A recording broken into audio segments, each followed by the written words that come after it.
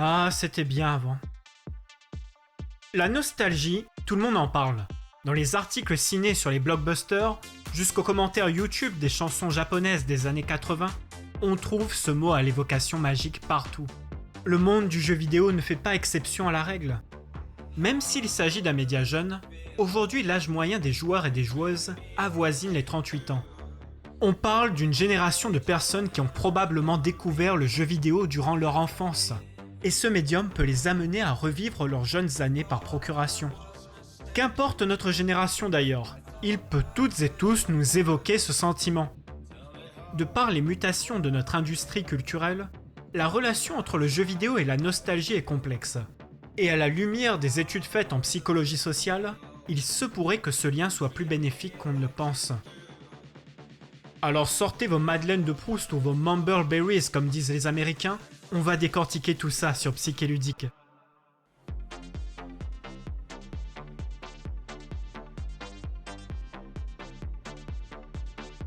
Les recherches émergentes en psychologie sociale suggèrent que la nostalgie peut amener les gens à se sentir plus proches de leur passé, de leurs amis, de leur famille et même d'eux-mêmes. Oh, temps mort. D'accord, ça peut servir notre réflexion de départ, mais avant de vous ensevelir sous les concepts de psychologie, faut vraiment qu'on se penche en détail sur comment le jeu vidéo peut provoquer ce sentiment badant et plaisant qu'est la nostalgie. C'est pas simple parce que ça concerne à la fois nos modes de consommation et les jeux vidéo eux-mêmes. Alors oui, la vidéo s'annonce un peu plus longue que d'habitude, mais on va bien s'occuper du chapitrage pour que ce soit digeste pour vous. Sur ce, allons-y. La première chose à laquelle on pense quand on associe nostalgie et jeux vidéo, c'est le rétro gaming. Une pratique qui consiste à jouer ou à collectionner d'anciens jeux vidéo. Vide-grenier, stand dans les conventions, enchères sur les sites en ligne et chaînes YouTube sur le sujet, le rétro gaming demeure populaire. Mais l'appellation elle-même est néanmoins controversée. Personnellement, je ne sais pas à partir de quel moment un jeu moderne devient un ancien jeu. D'accord, dans les années 2000, jouer à des titres des années 80 à 90, qui étaient très différents graphiquement et mécaniquement, c'était catégorisé comme du rétro gaming. Aujourd'hui, avec la variété des expériences et les gaps technologiques moins importants par génération, comment on estime ce qu'est un vieux jeu? Lorsque le jeu a plus de 5 ans, 10 ans, c'est arbitraire. Le rétro gaming est un terme qui est propre à la pratique du jeu vidéo. À la différence d'autres médias, on ne parle pas de rétro-visionnage quand on regarde un film des années 40 ou de rétro-lecture quand on lit du François Rabelais. Il y a des objets et des œuvres qui peuvent être anciens, mais pour ces médias, on n'a pas eu besoin de donner un qualificatif à l'action de les consommer. L'apparition de ce terme dans le jeu vidéo vient peut-être du fait qu'il renvoie à une réalité matérielle problématique. La pratique du jeu vidéo est tributaire des supports nécessaires pour faire tourner les jeux. Des supports qui finissent par ne plus être produits et accessibles sur le marché.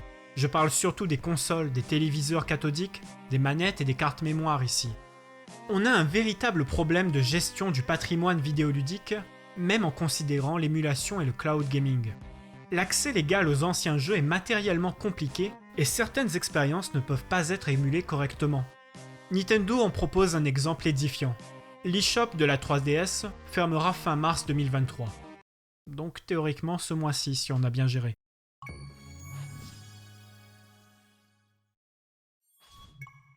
Les jeux 3DS en occasion sont parfois hors de prix et l'émulation du second écran tactile ne reproduit pas fidèlement l'expérience physique des jeux.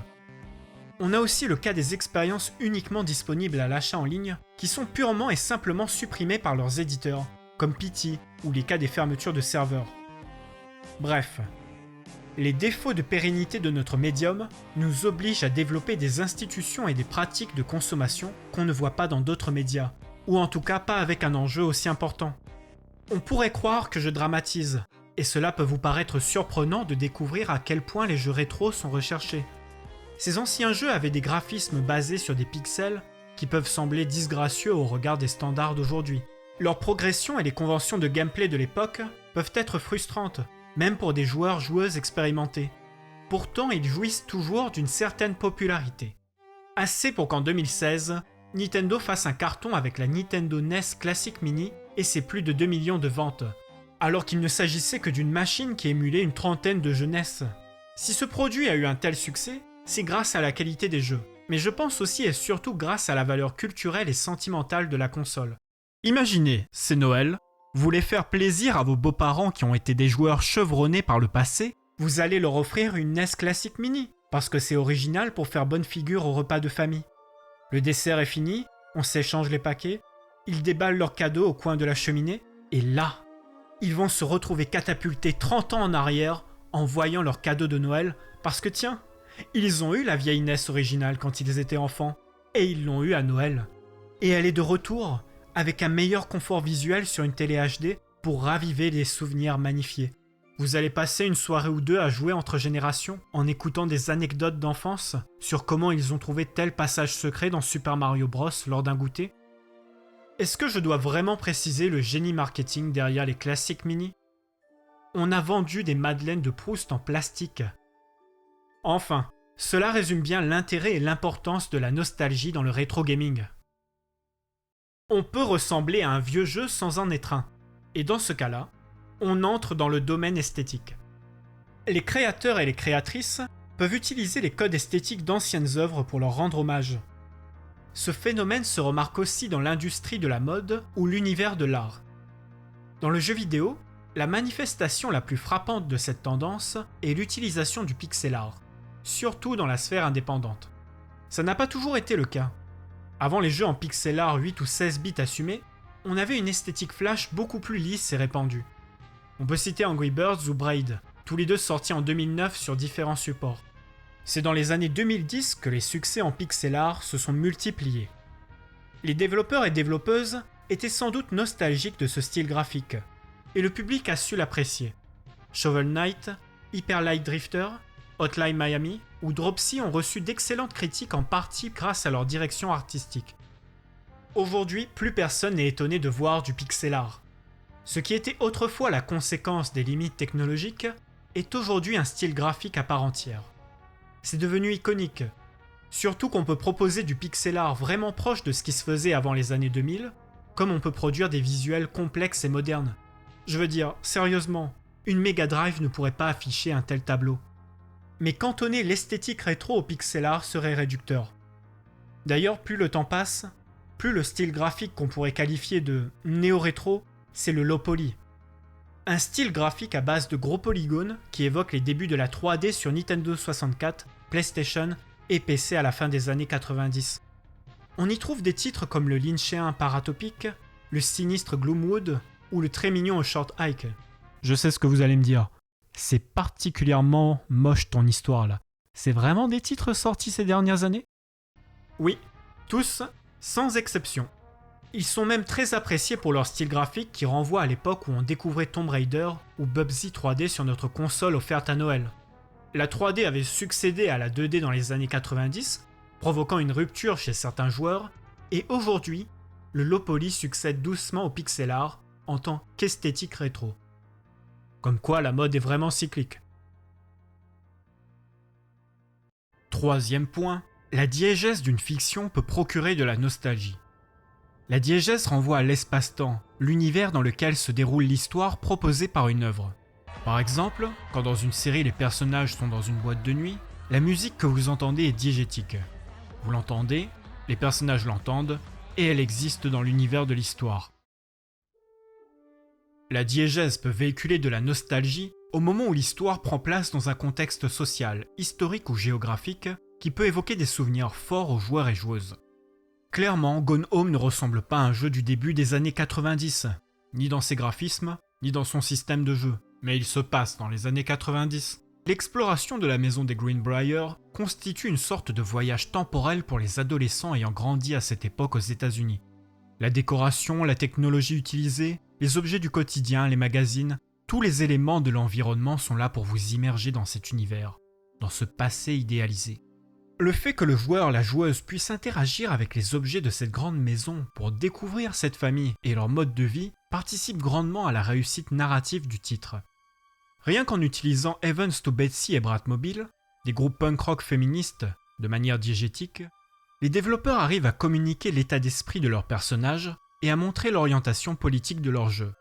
Les jeux narratifs et les AAA sont connus pour pouvoir nous immerger dans des univers de plus en plus réalistes. Et ces univers, selon nos affinités, peuvent susciter de la nostalgie. Alors qu'avec l'esthétique rétro on faisait du vieux avec du neuf, on va enfin parler de la situation où on fait du neuf avec du vieux. Il est temps d'aborder les remasters et les remakes. Petit aparté qui va nous aider. Le terme remaster nous vient de l'industrie de la musique. C'est lorsqu'on retravaille sur un enregistrement original avec les techniques numériques actuelles. Quant au terme remake, il nous vient du cinéma. C'est une création audiovisuelle adaptant une autre création audiovisuelle précédemment produite. Dans le monde du jeu vidéo, les remasters sont des rééditions de jeux avec des améliorations graphiques. Alors qu'un remake est un nouveau jeu créé de A à Z qui adapte un titre déjà sorti.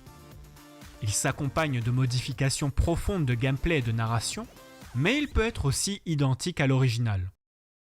Évidemment, ces termes utilisés de base par le marketing sont flous. Une fois repris par les joueurs et les influenceurs, ces derniers apposent leur propre représentation sur ce que devrait être ou non un remake ou un remaster. Les remasters et les remakes sont des supports à nos fantasmes, à nos souvenirs biaisés et aux débats entre connaisseurs. Toutes les semaines pop comme des champignons des listes de remakes rêvés sur YouTube ou Sens Critique. Et si ces listes sont si populaires, c'est qu'il est plus facile d'échanger sur des jeux qu'on a connus et qui peuvent être modifiés que sur des titres totalement inédits et inconnus. La production et la vente de ces rééditions sont facilitées par de nombreux facteurs, mais retenons surtout qu'elles constituent une prise de risque minime pour les ayants droit, car ils rééditent surtout des jeux qui ont eu des succès critiques et ou commerciaux. D'un point de vue stratégique, ils sont aussi utiles pour regagner la sympathie de leurs consommateurs déçus. Alors je pourrais tacler Electronic Arts, Blizzard Entertainment ou Konami. Mais comme j'ai envie de garder mon sang-froid durant l'enregistrement, je vais surtout parler de Square Enix. La réaction hyper enthousiaste que vous voyez là, c'est l'annonce du remake de Final Fantasy VII. Final Fantasy est une série de jeux qui a débuté en 1987 sous la direction de Hironobu Sakaguchi. Et n'ayons pas peur des mots, c'est une licence magique dotée de musique envoûtante, de séquences iconiques et de personnages hauts en couleur. Ce qui est remarquable, c'est que les équipes de développement qui se sont succédées ont constamment cherché à réinventer la licence. S'ils partagent des éléments en commun, chaque Final Fantasy raconte une histoire indépendante, avec souvent un gameplay bien différent. Le 7e volet a été une étape importante pour toute la série. On est en 1997, les enjeux sont énormes. D'abord, la série opère sa transition de la 2D à la 3D. Beaucoup de séries acclamées à l'époque se sont cassées les dents lors de cette transition, donc il ne fallait pas se louper. Ensuite, ce jeu va montrer à toute une génération comment raconter une histoire captivante grâce aux évolutions technologiques et aux cinématiques précalculées. Final Fantasy VII, c'est un pas de géant qui a rapproché un peu plus le jeu vidéo du cinéma. Un succès mondial et un coup de cœur pour des millions de joueurs et de joueuses. On est face à une success story méritée. Cependant, si vous ne connaissez pas la série, vous devriez vous dire « Ok Franck, mais pourquoi les éditeurs ont attendu si longtemps avant d'en faire un remake si leur jeu était si bien ?» De ce dont je me souviens, dès 2009 sur les forums, les joueurs fantasmaient sur la recréation de cet épisode avec des graphismes HD. Les anciens directeurs et producteurs ont toujours été clairs. Produire un remake de ce jeu gargantuesque, au monde immense avec les standards de 2010, prendrait une bonne dizaine d'années. Autant dire que ce serait un suicide financier et commercial. En mars 2010, Yoichi Wada, ancien président de Square Enix, affirme qu'ils vont explorer la possibilité d'un remake pour faire plaisir aux fans. Mais il se rétracte 2 ans plus tard, déclarant qu'il ne ferait un remake que si Square Enix parvient à réaliser un nouvel épisode qui surpasse le 7e, expliquant que réaliser un remake maintenant signerait la fin de la série. Alors, on a donc un jeu tellement fourni qu'il coûterait l'équivalent du PIB du Kosovo pour être modernisé, et en plus qui signerait un aveu d'échec créatif de la part de Square Enix s'il venait à être produit. Les fans et les consommateurs réclamaient quand même le retour du roi. Vous voyez bien que si Final Fantasy VII Remake est sorti après la décevante trilogie Final Fantasy XIII et le développement houleux de Final Fantasy XV, c'est que la série était au pied du mur. Les 3 figures de proue qui avaient officié sur le jeu d'origine, Yoshinori Kitase, Tetsuya Nomura et Kazushige Nojima, ont tous les 3 chacun plus d'une 50aine d'années aujourd'hui. Ils estimaient que s'ils attendaient plus longtemps, ils ne pourraient pas recréer leur œuvre. Et ils ne souhaitaient pas laisser cette responsabilité à une autre génération. Square Enix n'a plus la même cote de popularité que dans les années 2000. Le géant japonais n'avait pas d'autre choix que de ramener Final Fantasy VII sur le devant de la scène, sous les cris des fans heureux. Mais je soupçonne ce projet d'être ambivalent pour leur créateur. Je ne dis pas qu'ils l'ont fait à contre-cœur. Mais si aujourd'hui Final Fantasy VII Rebirth s'éloigne du script de son modèle, c'est bien pour ne pas rester prisonnier de son héritage et de la nostalgie, à la manière d'un Rebuild of Evangelion. Mais outre l'aspect métatextuel, ce cas de figure est un peu l'objectif ultime des éditeurs utilisant des remakes dans leur politique éditoriale. Provoquer à nouveau un succès critique et commercial grâce à la réutilisation d'un titre culte qui avait autrefois marqué les esprits, et ainsi se faire pardonner pour leurs précédentes erreurs éditoriales. Certes, il me semble exagéré de parler d'erreurs éditoriales pour Final Fantasy et Square Enix, mais la série a emprunté tellement de chemins différents et expérimenté tellement de choses qu'elle a plus d'une fois déçu les fans de la première heure. Mais pensez à Electronic Arts qui sort un remake de Dead Space des années après avoir tué la série avec son 3e épisode, ou Konami qui veut se racheter une image avec le remake de Silent Hill 2. Ces remakes s'inscrivent dans une stratégie marketing précise, même si les intentions des développeurs sont louables, ce n'est pas contradictoire. Les remakes sont rarement des œuvres réinterprétées sous un angle inédit, des titres améliorés par leurs auteurs d'origine, ou des méthodes pour faire perdurer le patrimoine du jeu vidéo. Des contre-exemples existent, mais ne nous l'aurons pas. Les rééditions sont plus souvent des produits marketing destinés à capitaliser sur des gloires passées et sur la nostalgie des consommateurs. Le rétro gaming, l'esthétique rétro, les représentations du passé et les rééditions, alors que nous avons fait le tour de ces 4 éléments, une première conclusion s'impose. Il n'y a pas de formule unique ni magique pour provoquer de la nostalgie chez une personne qui joue. Il y a des pistes, comme on en a soulevé ici, et l'industrie s'en sert comme levier d'influence. D'ailleurs, peut-être que j'aurais pu parler des D-Make, ces adaptations de jeux modernes dans une esthétique rétro. Ou j'aurais pu parler de l'utilisation de l'héritage d'une licence bien implantée dans les mémoires collectives.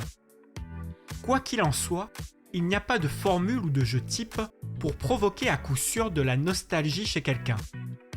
On peut par exemple apprécier le rétro gaming par curiosité de l'histoire du jeu vidéo.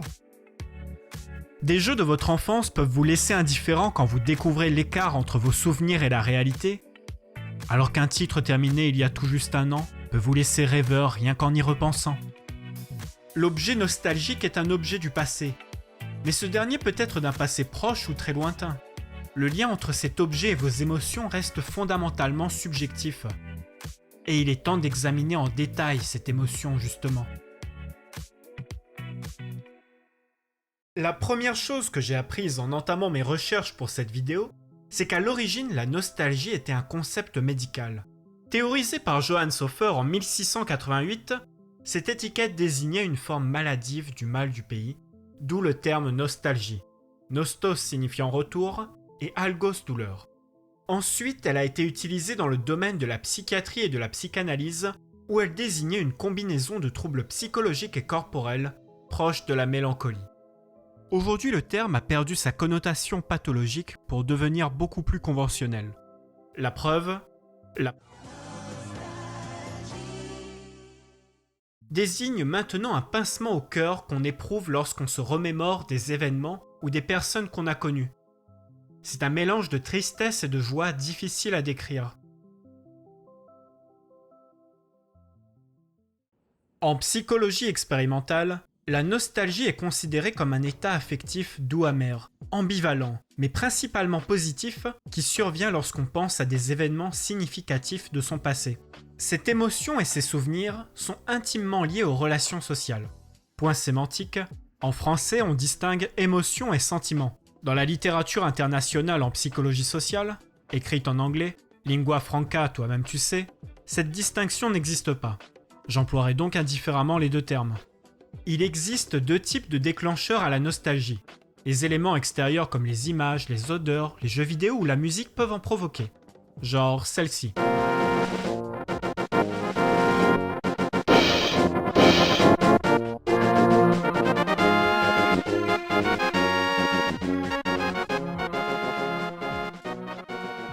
Les seconds déclencheurs sont les états psychologiques comme la solitude ou l'ennui, où il est propice de se laisser aller à la rêverie nostalgique pour replonger dans le passé. Quel que soit le déclencheur, la nostalgie présente un certain nombre d'avantages psychologiques. D'abord, elle favorise l'optimisme. En se remémorant des épisodes significatifs de sa vie, on se prouve que les choses ont pu fonctionner par le passé et que par conséquent elles fonctionneront encore dans le futur. Cela nous montre qu'il existe une forme de stabilité dans nos vies et c'est rassurant. Ensuite, nos souvenirs nostalgiques sont très souvent des expériences sociales ou des événements importants passés avec nos proches. Cela peut nous aider à nous sentir moins seuls, car ces images mentales vont satisfaire partiellement notre besoin d'appartenance et de connexion aux autres. J'ai beau connaître la froideur de la solitude aujourd'hui, je peux raviver les souvenirs de ces moments vécus ensemble pour me réconforter. Pour ces raisons, d'après les recherches, la nostalgie peut favoriser l'optimisme et le bien-être en général. La nostalgie serait donc une émotion sociale aux vertus thérapeutiques. On est donc loin du trouble psychologique décrit au siècle précédent, mais on reviendra plus tard sur ces aspects négatifs. Ce qui me semble important quand on analyse la nostalgie, c'est de faire la distinction avec le simple « c'était mieux avant ». Il n'est pas rare d'entendre au détour d'une conversation le récurrent « c'était mieux avant ». Ce n'est pas étonnant dans l'absolu. On peut entendre des propos similaires sur d'autres sujets, comme le cinéma, l'écriture ou la société en général. Cet attachement et repli excessif sur les valeurs du passé se nomme le passéisme. Et là, je me retiens de caricaturer les fans de Pokémon de la première heure, mais quelqu'un d'autre le fera pour moi.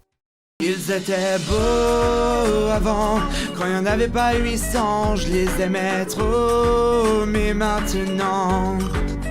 Ils étaient beaux avant, des Pokémon simplement, je les aimais trop, c'était le bon temps.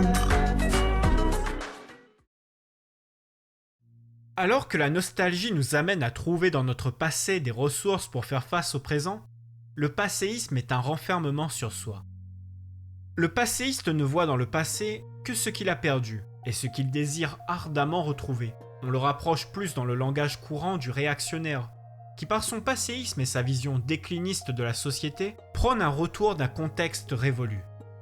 Les mouvements et les leaders réactionnaires peuvent instrumentaliser la nostalgie des gens pour favoriser un retour à une situation réelle ou fictive.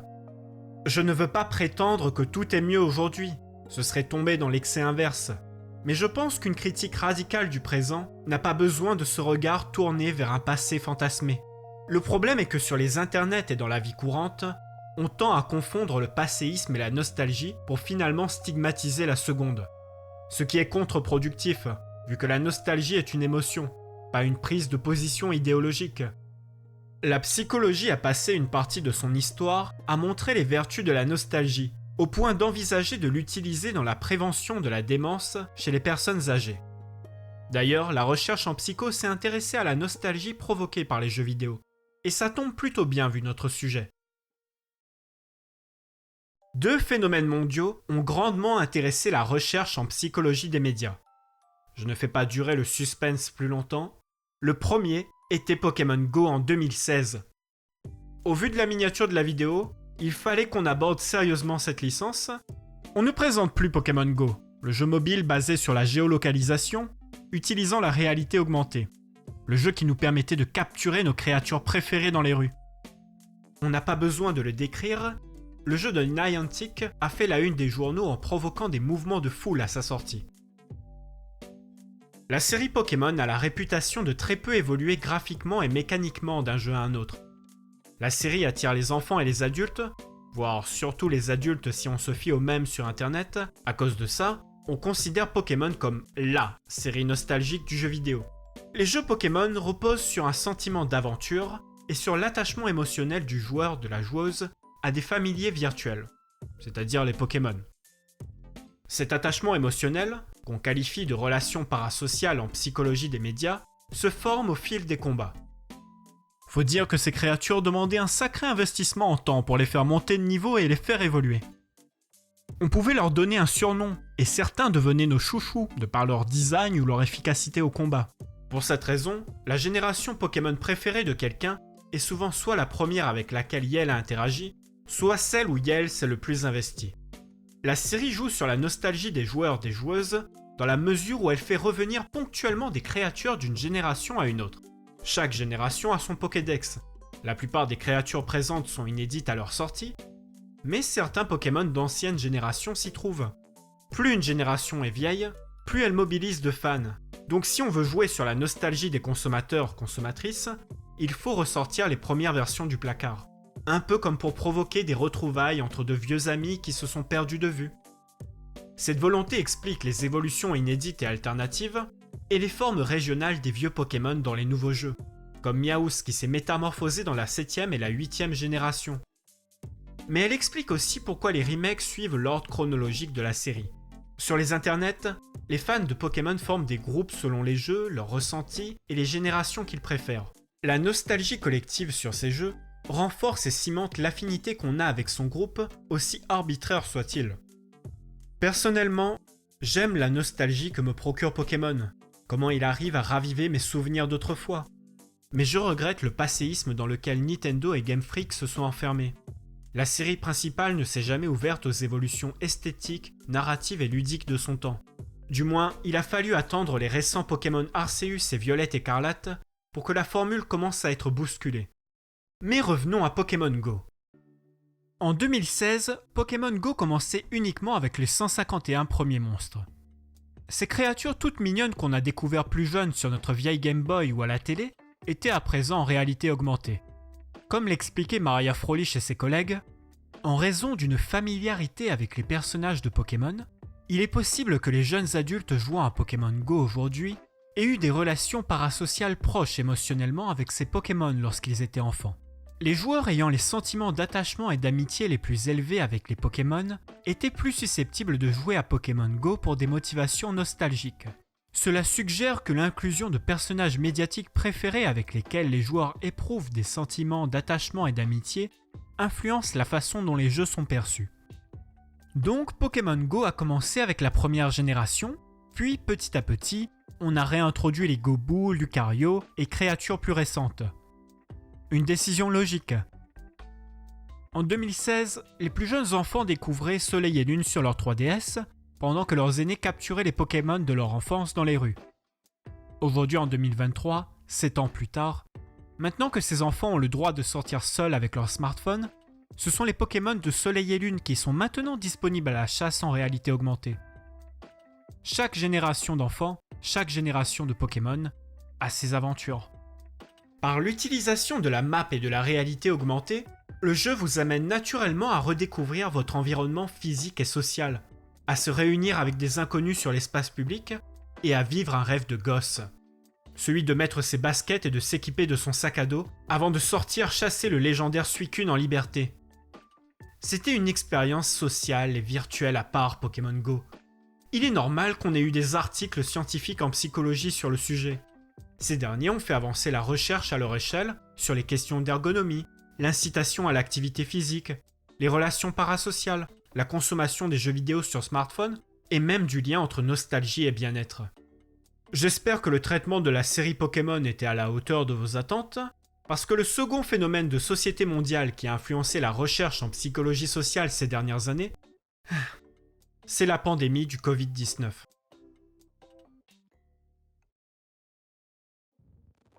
Je sais, vous n'avez plus envie d'entendre parler de pandémie, de confinement ou même de pangolin. Et je ne vous en voudrais pas de sauter directement à la conclusion à l'aide du curseur. Mais je souhaitais vous offrir une analyse complète avec les recherches récentes en psychologie sociale, donc nous y voilà. Pour la majorité des gens, la vie quotidienne a énormément changé en raison des mesures qui ont été prises pour endiguer la pandémie de Covid-19. Les confinements nous empêchaient de quitter notre domicile et de voir nos proches. Tous ces changements, ces risques sanitaires et ces restrictions ont suscité du stress et de l'anxiété. Parmi les stratégies pour gérer nos émotions, il y avait l'utilisation des médias de divertissement et parmi ces médias, on pouvait compter sur les jeux vidéo. Nostalgeek en avait parlé avec justesse dans son essai. Le jeu vidéo a été un allié en ces temps difficiles pour penser à autre chose ou varier ses interactions virtuelles avec ses proches. Même quand on ne jouait pas nous-mêmes. Je pense notamment à l'explosion de Twitch et du streaming. Les scientifiques Tim Wolfe, Johannes Breuer et Joséphine Schmidt parlent de l'utilisation des médias dans leur article dans une revue de psychologie en libre accès.